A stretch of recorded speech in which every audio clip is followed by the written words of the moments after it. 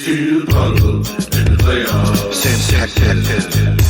Still Poddable in the playoffs. Right. Gotta get that ring in the playoffs. Still Poddable in the playoffs. Still Poddable. The Boston Celtics still Poddable. Banner 18.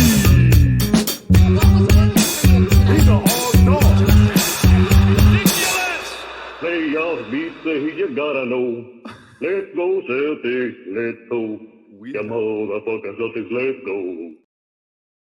Welcome in to Still Poddable, the best Celtics podcast here on Al Gore's internet. This is the free version right now on the CLNS YouTube page presented by Prize Picks and Game Time app.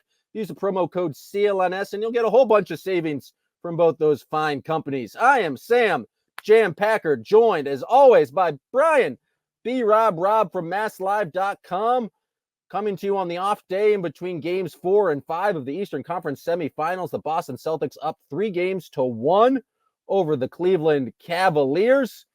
Just a reminder. We missed you in Cleveland, Packard. We missed you in Cleveland. Cleveland definitely missed me. I mean, they needed LeBron James. I could have been courtside. Apparently, Anderson Varejao was there. Just a reminder, we are still Poddable. We do a show every single day, Monday through Friday. And so if you like what you hear today on the free version, feel free to go to patreon.com/stillpoddable. Sign up with us for the playoff run. We'll be giving you fantastic Celtics content for basically the remainder of time. I don't see us ever stop podcasting. We are here today to do a little playoff mailbag. We had the fine folks, the kids, the gods, and the legends of the Patreon. I asked for questions, and they came through with a lot of questions, so we got a decent amount of them.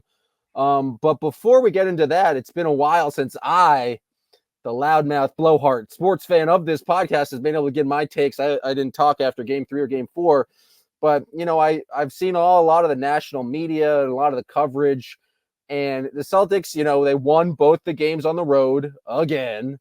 They're 7-2 in the playoffs with a plus 12-point differential. But my question for you, B-Rob, is: are the Celtics actually bad? Because if you follow the coverage, it seems like they might be a terrible basketball team. It was an embarrassing weekend for them, Packard. It's just to come out of there with 2 wins. Look, there's 2 different things we're talking about here. Are the Celtics playing to their potential yet? Are they peaking at the right time? No. With that said, are they taking care of business? And is no one going to give a shit about this series and the first round series in a year or 2 if they go on and take care of business? Yeah. So that there's a healthy medium there, and it seems like people are on one side of the spectrum, or certainly nationally on the other, where they're just being like, "Oh, you guys won by 10, why didn't you win by 20?" Or why is Tatum shooting 25% from 3? They're the only team that's up 3-1 at this stage in the playoffs. I understand that game 4, without Donovan Mitchell playing, you expected the Celtics to have a kind of an easier go of things. The Cavs also had a crazy shooting first half from 3. The Celtics obviously did not play well with lots of turnovers. But the closest the game ever got was 5. And that's just the thing I've noticed watching the Celtics this playoff run. Basketball has so completely changed where a 10-point lead no longer feels safe. And it's like the Celtics are up 10 for the majority of these games. And it's like, because of modern basketball, we've seen teams go on 8-0 runs extremely quickly. We saw the Celtics themselves respond to a couple 8-2 and 8-0 runs from the Cavs and eliminate those very quickly. But they're pretty much have been up in both of these games. They withstood Donovan Mitchell shooting their shit out of the ball in game 3. And we're in fairly in control of both games. Obviously, there were some bad stretches of offense down in the stretch of game 4, but they still won the game.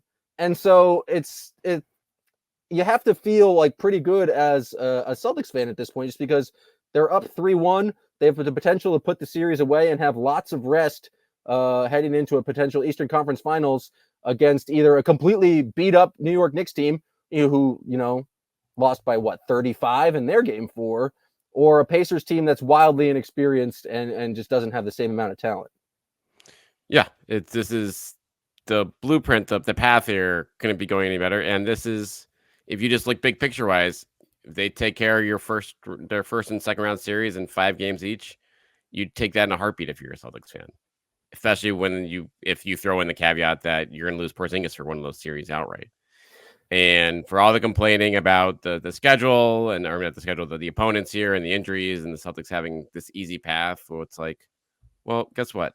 They won 64 games in the regular. Like they earned a right to have this path, and no one is healthy right now. Period. And either teams in both conferences are ravaged, including the Celtics to a degree. So it's like you play the cards as they're dealt. The Celtics are taking care of business on that front, and they're getting over scrutinized along the way right now because that's what. Otherwise, this is pretty boring series overall in terms of like the opponent and the buzz. And now with Donovan Mitchell out in Game 4, which is a bummer, sounds like he's gonna be out in Game 5. Packard, if just reading a bit from the Cleveland beat folks there. So this is a pretty golden opportunity to wrap things up on Wednesday night coming up here. Yeah, and I think the Kristaps injury should not be downplayed. I know the Celtics have played extremely well this season. I think the number's 21-4 without him, but he is their starting center, and we've gone this entire season talking about how much of a difference maker he is, how much he unlocks their offense. He's supposed to be the answer for like the kind of the stretches of clutch offense where they can kind of change the dynamic with him. I think they've really hurt him, like missed him on the defensive end, where I love Al Horford. I have an Al Horford is good t-shirt right here. But I just think he's a sixth man at this point, and they're relying on him to be a starting center and playing. Like, I think he's played very serviceable defense, but he's not the same rim protector that Kristaps Porzingis is. And so it shouldn't be at all surprising that the Celtics necessarily are not reaching their full potential when one of their big stars, their big acquisitions in the offseason hasn't been here the entire series. Right. They're built to withstand this. Like these are, again, they have the talent here. Brad Stevens put this in place. Joe Mazzulla has utilized it to the point where this shouldn't be an issue in these series, and by and large hasn't been. But yeah, like it's hard to like, we're seeing some familiar issues crop up. But it's like, well, that's like when you have the guy who isn't scoring 20 points a game on record efficiency for himself all year long. He's not out there. Like, no wonder like we're seeing some of the old bad habits surface. But it's they took care of it. They won a crunch time game, Packard. I don't know if you heard that this is they made a couple, I think, nice looking plays down the stretch that Jay and I talked about. Their offense wasn't as bad like down the stretch as I think it's made out to be. I think the fact that Al Horford, like there was one play where it was Jalen on the short roll and he found Al Horford wide open in the corner. He just missed it. But like, that is good offense. That is what you want them to do. That is like them following the right process. And then you had the play at the end where Jalen almost gets mauled by the referee. Did you catch that in real time? No, I was so confused about why he was. I thought he was angry because Tatum beat him up. I was kind of unclear about what exactly was going on there. But I was down. I was with him. I was equally furious at whatever was going on. It was Jalen got into last night between the refs, Strus, your nemesis, and everything else there, and getting beaten up by Tatum. Public enemy. Anytime he was getting booed, every time he touched the ball. So that was fun. In the live feed, in the free version, let's take a break now to hear from our sponsors. For those Patreons out there, you won't have to hear any of those because the free version is ad-free in the Patreon. All right, let's take a break here to hear from our sponsor, Prize Picks, America's #1 fantasy sports app with more than 3 million members. It is the easiest and the most exciting way to get in on the action while you watch your favorite sports and players. You just pick more or less on 2 or more player stats and watch the winnings roll in. March may be over now, but the biggest moments in college basketball tip off this month at the Final Four. Be a part of it. All the action on Prize Picks for both men and women's college basketball coming up this weekend. And you can also get in on the NBA playoff action and win up to 100 times your money on Prize Picks as you and the world's best players take the game to a new level. The basketball's postseason. The playoffs begin obviously in 2 weeks, but you can get in the play-in round starting on April 16th at Prize Picks. So I know in the final couple weeks of the regular season here, one area to keep an eye on Prize Picks will be certainly with the Celtics and some of their bench players. I think there's going to be a lot more opportunities there for the likes of Peyton Pritchard, Sam Hauser of the world, while starters rest up. So keep an eye on that. So if you want to check out Prize Picks, you can download the app today and use the code CLNS for a first deposit match up to $100. That's CLNS on Prize Picks for a first deposit match up to $100 on Prize Picks. Pick more, pick less. It's that easy on Prize Picks. And now back to the show. So let's get into the mailbag. We have questions galore from the kids, the gods, and the legend. This first one is from Moonstar the Cat, who has a nice cat avatar in his Patreon profile. He asks, or she, I don't know. They ask, is this playoff run detrimentally easy? I have this fear of getting to the finals, having lost 4 games against mediocre teams, then getting blown away by whatever team emerges from the gauntlet of the West.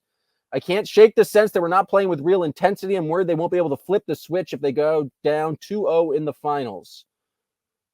B-Rob, what do you think about it? It's been too easy of a run, not preparing them enough for a potential finals matchup.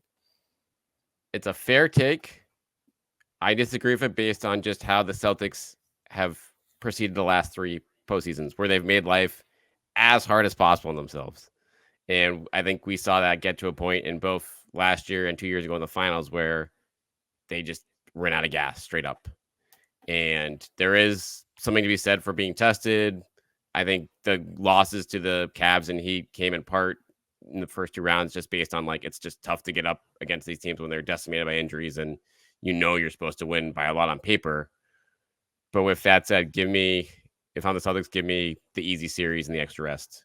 And they'll have all my bullets left for the finals, because that's whoever comes out of the West, that's what it's going to be certainly a more than respectable opponent for the Celtics, a team that they're going to get up for regardless, have respect for much more so than we have in these first 2 rounds, Packard. And I just think that it's based on how this team has operated in those key moments. It's you want them fresh and healthy over tested at that point. Yeah, do you guys remember the 2022 finals where the Celtics, or Jason Tatum specifically, was so gassed and pretty much had nothing because they had to go 7 games against the Bucks and 7 games against the Miami Heat, and played a tough Nets team in the first round? Give me the cakewalk. I think it's going to be an intense finals no matter what if the Celtics make it. And there's some part of me in the back of my head just listening to Eric Spoelstra after the Heat lost their series, talking about how that team is not as battle tested, and there's a lot of development the Heat had last year in terms of that playoffs. But I think there's some playoff intensity no matter what, and the Celtics are going to take the rest. And I don't think it's going to be. This is still difficult. The Cavs are still an extremely talented team. We saw them. It's not like they're playing the Wizards or the Pistons out there. This was the 4th best team in the Eastern Conference. Donovan Mitchell, I know he didn't play game 4, but is clearly a star player in game 3. They've had to do some serious trying out there. It's not like any of these games were at all cakewalk. So I don't think it's necessarily detrimental to a kind of a finals run. This next question is from Ian Gansler. And it's kind of along the lines of how much is this just nitpicking one of the best teams in the league? And how many other teams in the league don't look perfect? And all championship teams basically have some sort of weaknesses that are easy to complain about.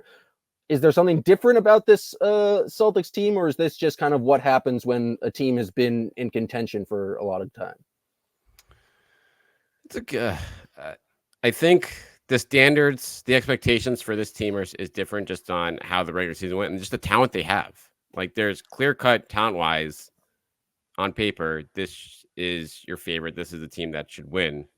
We have known, but that we've been able to say that about a lot of series in the past with this group, and it hasn't come to that. But now, with the level of domination they've had during the regular season, I think that this is and along with the history of them, falling short in pivotal moments in the past, I think they just invite that scrutiny now, because the level of skepticism has a right to be up there at this point.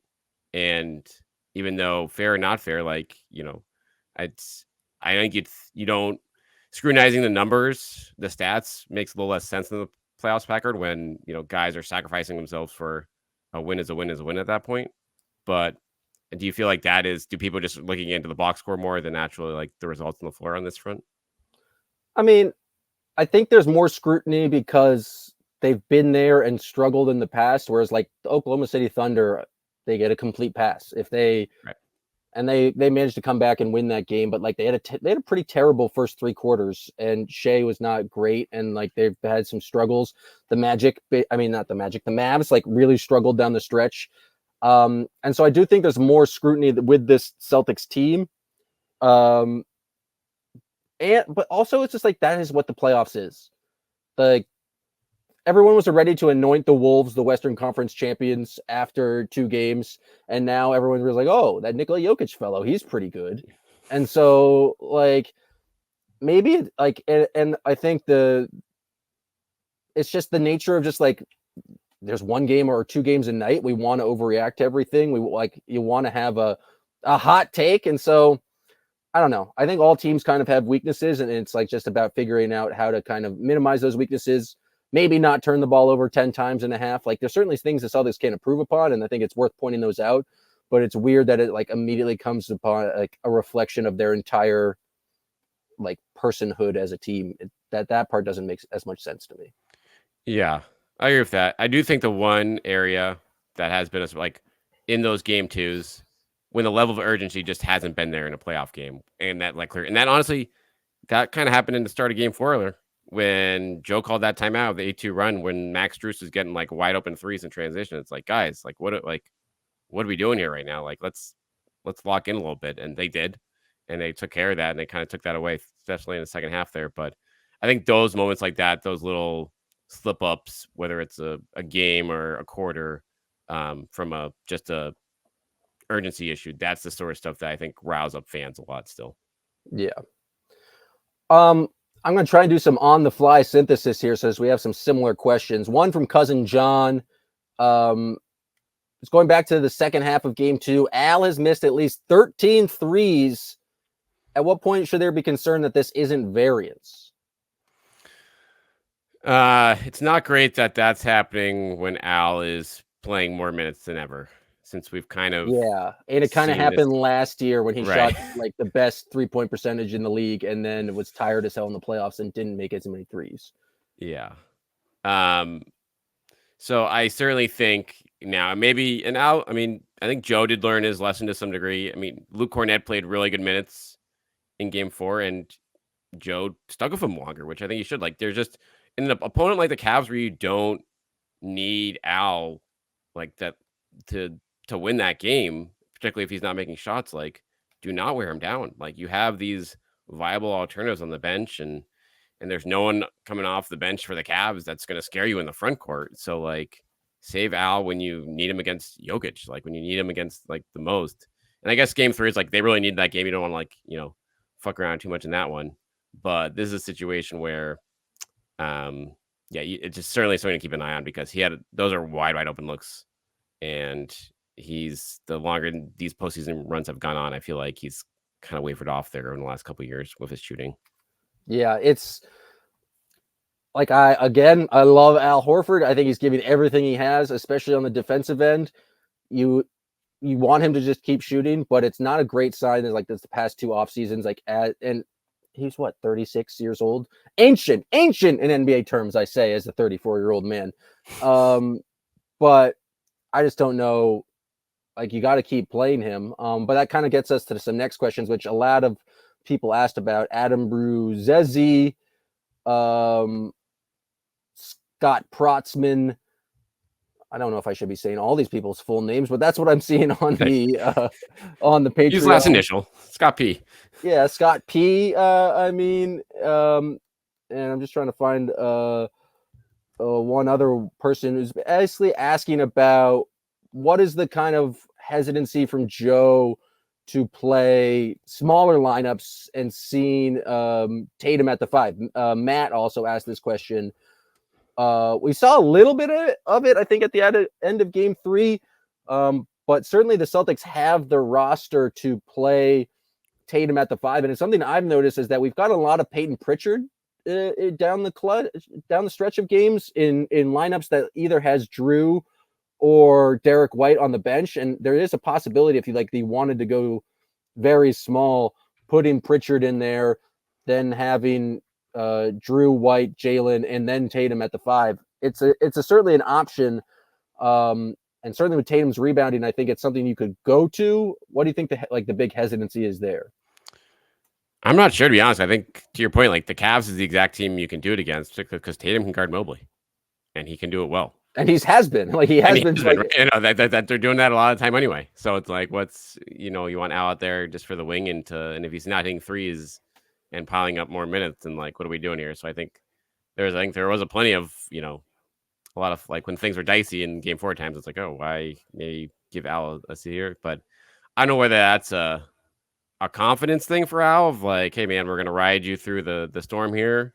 I think that could be one part of it, Packard. And I think, or the other part of it's just like, hey, we want to keep that in our back pocket until we really need it. We don't want to give, beat Tatum up even more so than he is, and to like let teams that we really care about that are gonna have a hard time beating us, like give them, any kind of meaningful film on it at this point of the playoffs. So it's certainly should be a break in case of emergency type lineup, but like, I don't know, would you want to see some reps of it just to like for the guys on the floor to, get more comfortable with it too, if it ends up being a thing next round or in the playoffs or in the finals, I should say.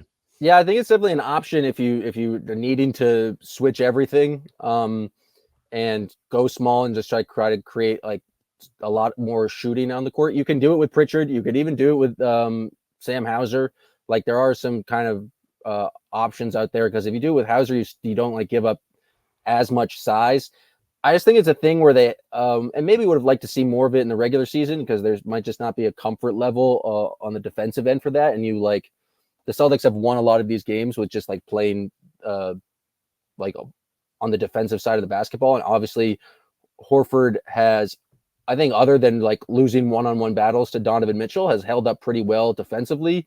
But you just give up a lot of size there as well. And like, it hurts your defensive rebounding, because if Tatum's on Mobley or something and he's like your main kind of rim protector, he's contesting shots, then you immediately don't really have anyone to defensive rebound. So okay. I would like someone like, I think they can try it. But I don't know if it's necessarily like the answer to unlock things against the finals. Like, I don't think you're going to do that again with Jokic on the court. Yeah, true. Like maybe against a bench unit, but not against Jokic. It's like you're not going to do that against the Wolves team with their kind of their giant centers. Wouldn't do it against the Mavericks team with their centers, although I think you kind of invite post ups with those two guys.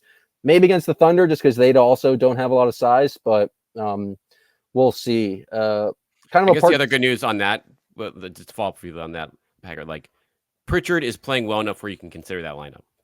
Like in the past, you're like, oh, this, like you have to have a viable alternative. But now, like, and Hauser's been like, kind of hit or miss game by game.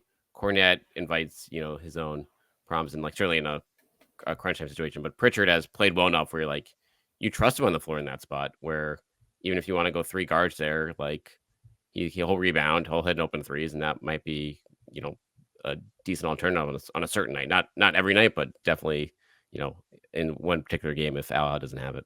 Folks, it is time for the NBA playoffs, and that is exciting.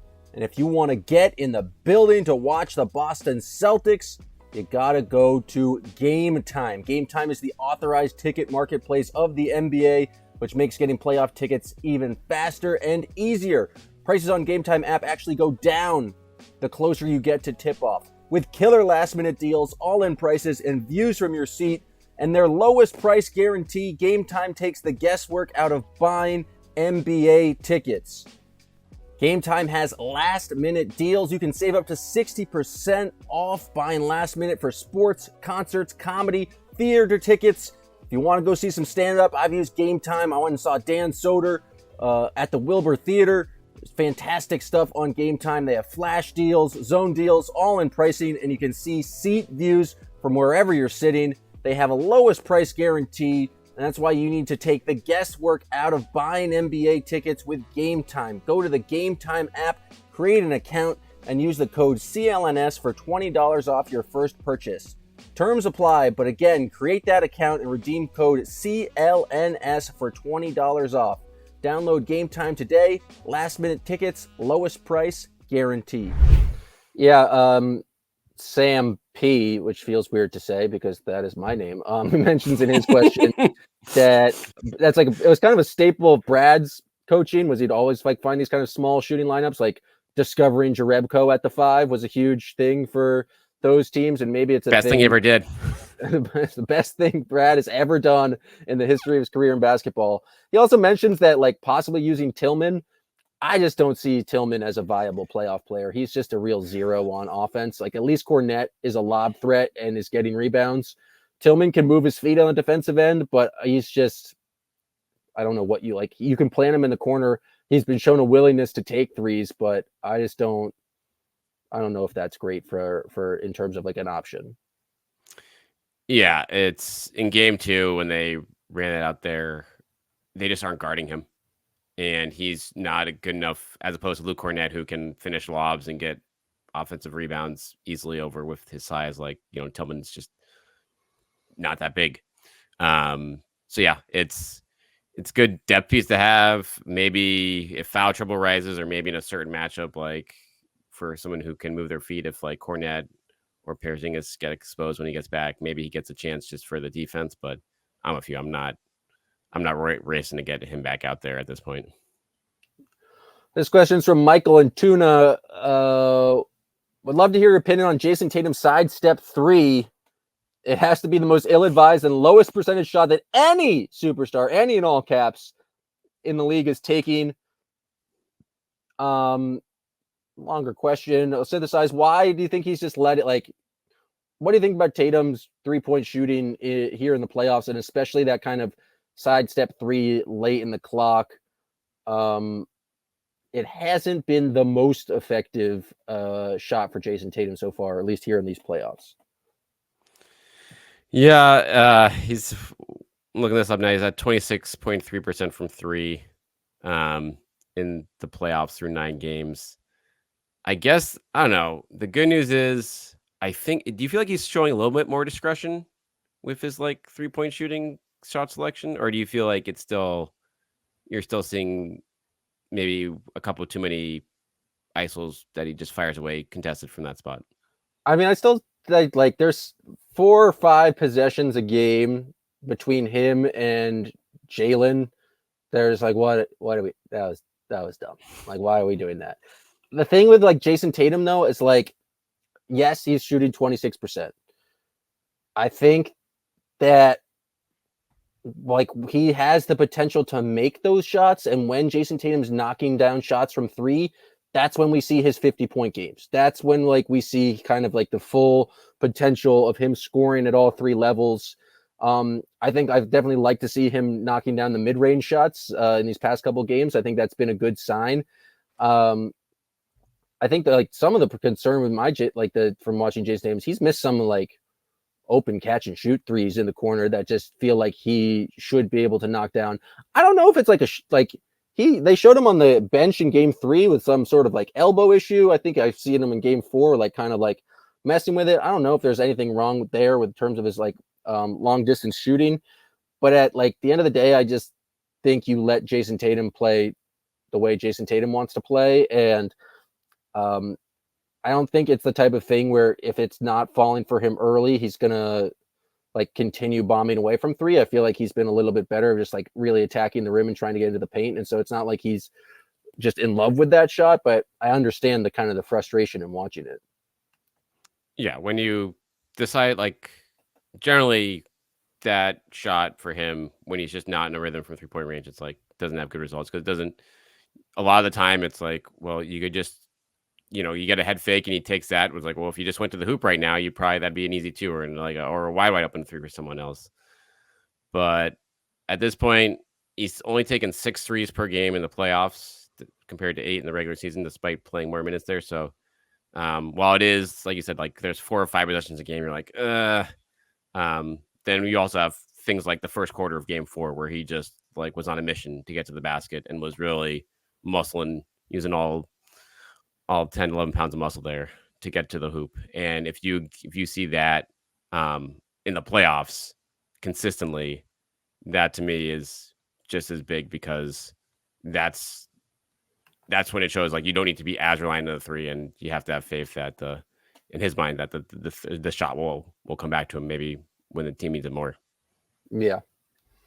This question is from, I'm trying and do some more synthesization. That's a word I just didn't say correctly. From Jonathan C. and from Steven is, what's kind of surprised you about this Celtics team so far, either positively or negatively in the playoff run? And then what adjustments do you think they should be making moving forward as they kind of try to advance in the playoffs? Positively, I think the bench has been great. Like, for all the talk of like, oh, these guys going to play in the playoffs and who are they going to be able to count on? Cornette's giving you 3-4 like really solid games. Pritchard, I think, has done even better than that.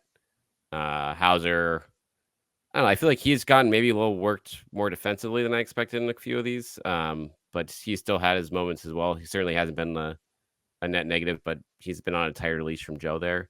So I don't know, like, I guess that's a situation when Porzingis went out. It's like, ooh, are they gonna be exposed here with their bench? And it's almost been the opposite. They still provided that spark that they did in a lot of regular season games. Yeah. My biggest surprise is the random Drew Holiday scoring experience that we experienced in Game 3 and Game 4. And I guess negatively, the completely falling off the ledge that has been the Derek White experience after just being phenomenal in the Heat series in Game 1 of the Cavs. And I guess it's great for the depth about this team that if Derek White is having an off night, Drew Holiday is able to step up. But coming into getting Drew Holiday, all I ever heard from Bucks fans was about how Drew's terrible in the playoffs. He's going to choke things away. He has terrible shooting performances. And he's just played whether it's his 3-point shot, he's made so many clutch 3-pointers over the past couple of games, but also just his consistent attacking and getting points in the paint and easy layups using his physicality. Been very welcome kind of tertiary scoring from Drew Holiday. And so that has been, I guess, a wonderful surprise, because there's many stretches in this season where it's just Drew Holiday has 6 points on 2 shots, and his willingness to be aggressive, his willingness to kind of create his own offense, I think has been much needed and been a huge boost for them, especially in the last 2 games. There's just some lulls in the moment, and if teams are going to play their worst defenders on Drew Holiday, he has to make them pay, and he's certainly done that. And so in terms of adjustments, I think we kind of talked about it a little bit, is maybe trying the smaller lineup with a Tatum at the 5. I think is one thing that they can try and do. But beyond that is I don't know, get Kristaps Porzingis back is one of my get main a week off for everyone for Al Horford. Yeah. Yeah, there's not against the Cat. I think it's just literally lock in, defend. I guess that's the one negative that's supposed to run. I didn't expect to see more games like Game 2 against the Heat or the Cavs, where they just didn't really respect the shooters at all, and we're kind of lost in no man's land. Because that team, I feel like we haven't seen much of that from this team throughout the regular season period. That's the one thing that this year where it's they didn't have those type of letdowns this year. But to their credit, they were only 1 game letdowns when they showed up this year, as opposed to the ones we saw last postseason that went on a lot longer. But yeah, as far as adjustments go, it's you just get out of Dodge here, you get healthy. And the pick and roll defense, did you like the move to obviously they went to a lot more switching starting in Game 3 there, and even though Mitchell went nuts in Game 3, that seems to have worked pretty well in terms of just letting guys go nuts, since the Cavs in Game 4 just pretty much were relying on hucking it up, and once that got cold, they really couldn't create much against the half-court defense. Yeah, I thought the defense, they kind of got cooked in the pick and roll a bunch in Game 2, because they're just giving so much attention to Mitchell. It's very hard to kind of take anything away from Game 4, because it was just kind of a nonsense game where it's just the Cavs are going to shoot as many threes as they can. I thought there were some really strong moments down the stretch of the fourth quarter where they just made it extremely difficult on the Cavs to score points. And so as much as the Celtics didn't do a great job scoring themselves, they were managed to still have a sizable lead throughout the most of that fourth quarter because of their defense. And I think Drew Holiday deserves a lot of credit there, just hounding whoever the ball handler was. And so I think their defense is been pretty solid in the games when they decide to show up and actually play defense. Say game 2 is just throw out all game 2. Otherwise, they're 7-0 and have been albeit playing not against the best offenses, but I think their defense has been pretty solid so far. And I think they're I don't know what the exact adjustment is other than it'll largely depend on who they play in the next round, because playing the Pacers is a wildly different matchup than playing basically just trying to slow down Jalen Brunson. And so we shall see kind of how they adjust moving forward. We have 2 questions from Eli. One is absurd and one is kind of angry in tone. I'll deal with them both. The first is, why do they insist on playing slow and chewing clock in the fourth after years of seeing it not work? He thought switching out Marcus and Brogdon for KP and Drew would change things, but then they go again and walk it up and wait for 10 seconds left on the shot clock and have bad ISO. I think there's clearly there's strategy in that because they want to have less time on the clock. I understand, they obviously want to use as much clock as possible when you're up by 10 points with 6 minutes left. You want to use as much clock. I completely understand the bad ISOs. I feel like we've seen less bad, just pure isolation. It's not they usually will run a guy out there for Tatum and try to facilitate a switch or try and do something. It's not purely just stand there isolation. It's not like a double drag screen or Spain pick and rolls or crazy stuff, super creative things towards the end of the shot clock. But I also just kind of you were clock wasting. You were trying to use as much time as possible. You're trying to reduce the amount of possessions the other team have to make a comeback. And so I understand not starting your possession till 10 in the shot clock. I agree with you. I think wish there'd be more creative stuff, but they still did things like that play I talked about earlier where they run the pick and roll with Jalen setting a pick, which I don't think we've seen a lot of this year. He's the roll guy. He finds Al Horford in the corner. They have done things with kind of create more movement. They just didn't happen to knock down a lot of shots in game 4. Yeah, that looks better if they're hitting corner threes, whereas Horford or White. But I did, and then another play, when the Jalen hit the 3 too. It's and that is, I guess, the maddening part of it. To Eli's point, there is why can't they get into the lane like that more often? And part of it's they were attacking Darius Garland, and so in that situation, and so he made a mistake, and Tatum got downhill ahead of his team. But that was a good sign for me in game 4 that they were making the right plays in those moments, and it wasn't, as things got tighter, they didn't resort even more to ISO ball at that point. They did find open teammates, and some of them went in, some of them didn't, but they did just enough there, and they got after it defensively too in crunch time, which obviously helped them get to the finish line. All right, here's for the more important question from Eli. How many ducks would it take to kill a fully grown rhino? The ducks have normal duck intelligence, so they can't use any weapons or tools, but they're really pissed off at the rhino and won't run away even if he kills a few. Will the rhino go gentle into that good night, or will it rage against the dying of the light? And B-Rob, I need your just quick, no lot of thinking in this, just quick vibes. Well, I'm thinking several hundred. Oh yeah, my initial it's rhino, and I feel like that's low. I don't know how the ducks are teaming up to get the rhino, because rhino just is constant motion. I don't think ducks are going to get close to him. I think it might be 1,000 ducks. Yeah, I think you're and then are we talking are you thinking yellow rubber ducky type size? Or are you thinking normal pond, a nice mallard you might see on a pond? Mallard, yeah. So now, yeah. So I think 1,000. I think that's a fair, because you take the legs out, And then once you get him off, Well, feed can the the, rhino, can I the think he's in duck trouble. even bite through the skin of a rhino? Like, can they do any damage That's whatsoever? Like, I don't know. The limit may not exist. I don't think any that's number true. of ducks. If you can't get through it, then it's game over. Then the rhino just stomps the ducks. So, Yeah. But thank you, but Eli, for asking the yeah, important. get us on the right track here. This question's from Gray. On a scale of 1 to 10, rank the amount of dog of the players in the playoff rotation. So we'll go through this quick. Drew Holiday.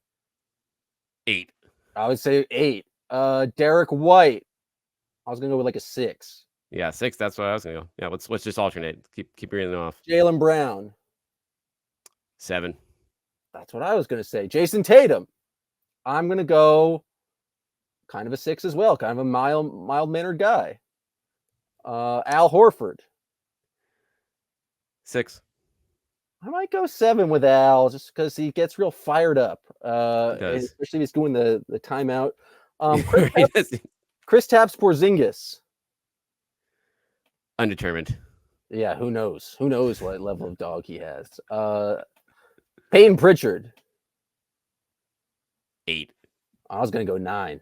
You're 9. I think he might have the most dog out of it. He was the big balls. the big on ball Peyton stuff. Pritchard. Yeah. Luke Cornett. Well, he went beagle. I gotta go 5 for Luke because he called himself a beagle when he went on the dog after his post game interview with NBC Sports when he started barking at the bench. Have we confirmed it was a bark? Because Chase, they seem to think it might have been. Yes, no, you should watch. If you haven't seen this interview, you should watch it. They did a whole breakdown of he's like, what type of dog were you when you were doing this, and scouted some barking too. It's pretty entertaining. Oh, that's good. And then Sam Hauser. I think he's like the median level of dog. I think he's a 5. That's the perfect amount. Who has the most out of the deep bench players? Who do you think would be the most dog out of the rest of the pack? Tillman, I think, was the first that comes. No, that's a good point. Yeah, Tillman, that's an easy one. I don't know who, like all the deep bench guys. Nimi, Svi. Svi has some dog in him, but yeah. Springer, I think Springer might have the most dog. Yeah. He's willing to just like put it all on the line defensively, so it might be Springer. This one's from T Money. What, if any, music do you hear in the locker room during media access time? I do not have access to the locker room, so I hear no. You just hear mostly rap music coming from the weight room, but that's about it. Yeah, like on the road, you'll definitely hear they'll have a portable speaker playing in the middle. Yeah, generally always rap music. You'll hear that at shoot-arounds too when guys are getting up shots. Usually, everyone gets a turn on in terms of what they want to play. And then we yell at them, or PR yells at them to turn it down so we can actually hear people talk during press conferences. Yes. But yeah, it's usually popping in there. This one's from Josh. Luke currently has a 70-190 season this year, and nobody talks about it. It's BS. Forget about the threes. Has there ever been a 70-90 season? Now, I should have looked this up. I'm sure people have shot higher than 70% from the field. It comes in qualifies from like how many. Now, you got to give Luke credit because being 90% from free throw line and also being a big is kind of rare. But there's some guys have like 80% seasons because all they're doing taking twos. So it depends on how many field goals you need to kind of qualify for one of these seasons. But yeah, I mean, shout out to Luke for having a 70. 70-190. He did make his 1-3 attempt, and he's shooting 61% in the playoffs here. And he's just the fact that he's had more good than bad games, I think, in the playoffs is a pretty big deal. He might be making himself a little bit of money here, Packard. He's the biggest name free agent on this team's roster heading into the offseason right now. And I don't know, do you like he might be asking for more than that minimum deal next year. I don't know if he's gonna get much more than that, but the Celtics kind of need to get him back for being a nice little security blanket and now a useful contributor in the playoffs. Speaking of Luke, Scott asks, if you had to marry anyone on the current team, who would it be and why would it be Luke Cornett? B-Rob, you don't have to answer this question if you feel at all compromised. Yeah, I'll defer to you on this one. I think Luke Cornett is, the obvious pick, but he's not going to provide as much financial security, as much of a bump that he's earned in this offseason. I think I'm going to go with Derek White. He seems like a very mild-mannered guy, a nice guy, respectful, and is going to make obscene amounts of money shortly. And plus, I have more hair than him, and so I want like that can stand out in the relationship that way. And so, but thank you, Scott, for that question. Scott also asked, would Peyton Pritchard be the best player on a tanking team? And I love Peyton Pritchard, but we need to pump the brakes there. I don't think he's better than Cade Cunningham. I don't think he's better than Wemby. I don't think he's better than LaMelo Ball. I think he can be a starter on some teams, but best player seems like a bit of a reach for PP at this point. Peyton Pritchard might be the best game 82 player in the league against taking teams. Like if you want someone who's just hungry to get a chance, play 45 minutes against a bunch of G Leaguers, like that's a guaranteed 35 and 10 from him for the last 3 years now, it seems like. So, but yeah, I agree. Like he's now playing now where the fact that they have him signed for 4 years, Packard, like at below mid-level money here, I think it's a pretty big deal because that's the guy now that you'll be able to keep around long-term if you want him, or will be some pretty sweet trade bait way down the line if you need to move someone else for whatever reason. Yeah. Snorri doesn't have a question, but just says, whose insight I really missed? Podcast legend Joshua B. Where is Joshua B? It's a good question. All these recording times are normally quite late. We don't know where Joshua B is. He's probably leaving voicemails, and we just don't know about it because Jay's in charge of the voicemail line, and Jay now has a newborn at home, and so I think his diligence on voicemail tracking might have been lost, but Josh, he's been very active in the chat. Get on that chat. Josh is in there every day. But we do, we missed it. He'll be back. We'll hear from him soon. AJ asks, what's the best pizza in Western Mass? I have no idea. I'm not from Western Mass. I think anything west of 95 is pretty much counts as Western Mass, and so I'm not an authority on this. I'm assuming that question was for Jay. You'll say that for Jay. Say that for tomorrow night. Speaking of Jay, our man in Stockholm asked, did Jay find a pickup game to play in Cleveland? And if so, how much did he lose by? Do you know if Jay played any pickup basketball? I do not believe he played. There was some run of some beat reporters, and I gotta say, I wasn't the best highlights. Yeah, no, I know that did happen. It was at a time, it was like across, I think it was a couple miles away. But the court conditions look rough there. It looked like a pretty small court, half court, just from the highlights I saw there. Tough conditions. 5-5. That's tough. You're not going to get a lot of cardio in there. You're not going to get a lot of space. But kudos to them for getting out there. Jay and I were not able to find a spot. I saw one clip. I haven't played basketball in months, and when I have, I was actively bad at offense. Still a pretty good defender, and I still think I would have cooked everyone on the court there, especially old John Corrales. That guy can't move at all. Gambling Grant asks about, he said Gorman talked about the Celtics needing a bruiser and enforcer. This kind of goes to like the dog amount in each player. That doesn't really, as Grant points out, not really a thing that happens in today's NBA. Like, you're not just going to have an enforcer out there who's not also extremely skilled and like can be in the rotation. And he asks, do they have an enforcer, or is that just enforcer Jaylen Brown at this point? Yeah, I think Jalen's a default. I do think Drew Holiday kind of might be sneaky, this guy now, with the last couple, like the way he was bodying up like Evan Mobley the last couple of games and just getting to his spots. You're like, oh, okay, this is like, I forgot that he can do this as a 6'3", 6'4" guard here.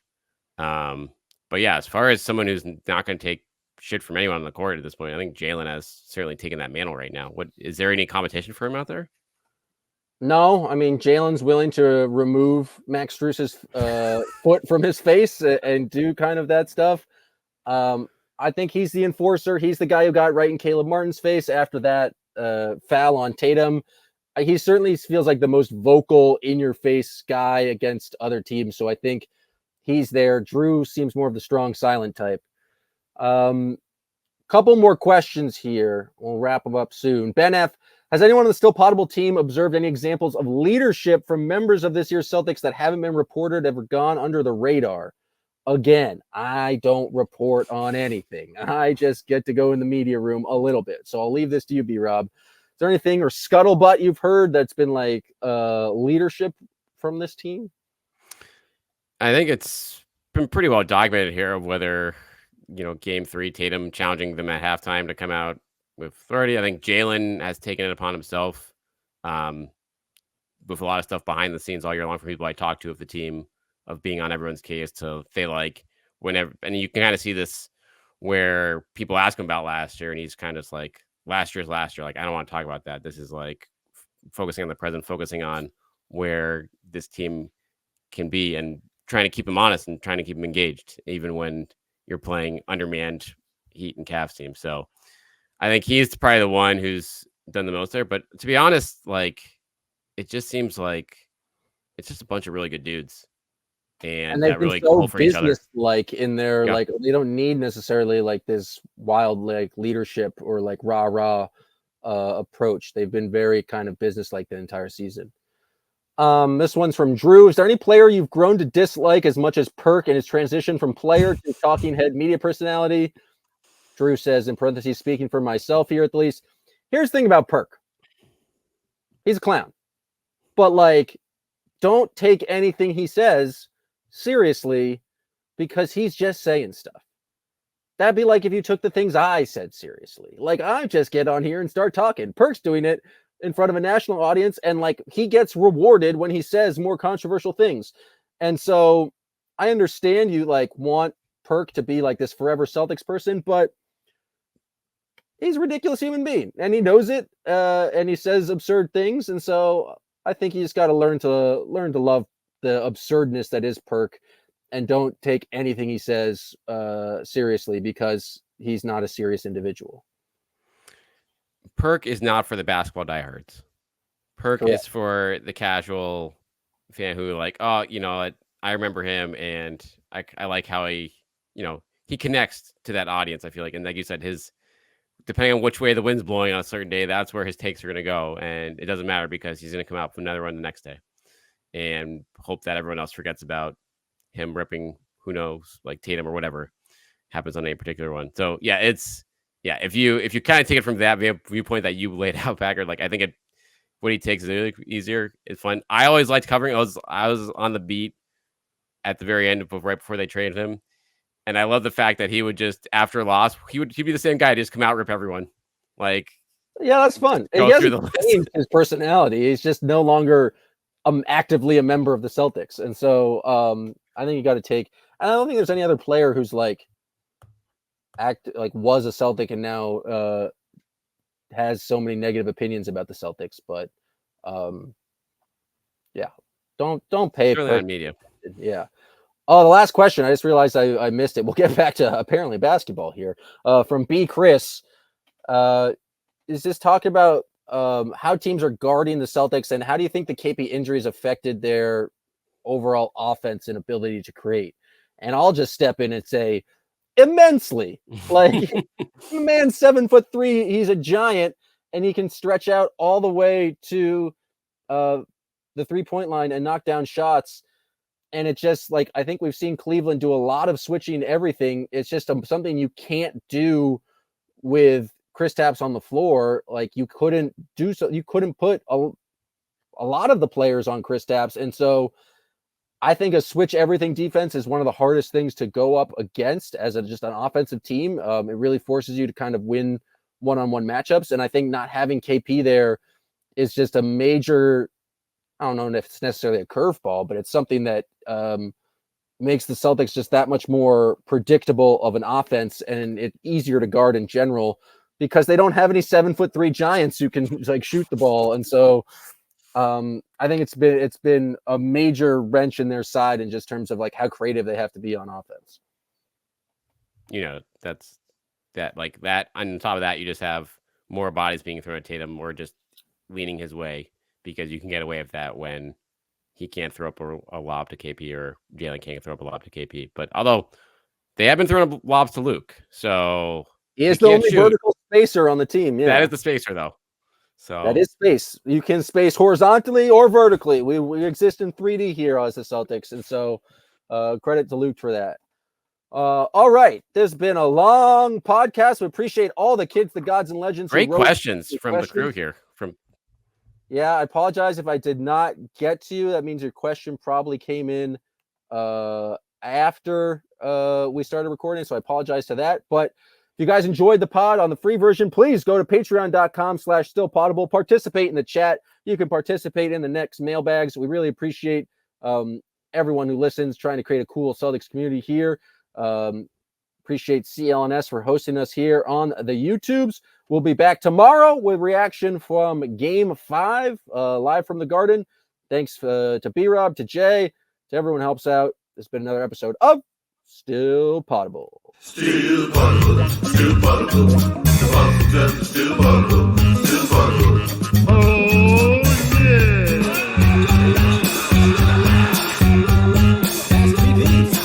Slow down from eating and drinking and all that wild stuff.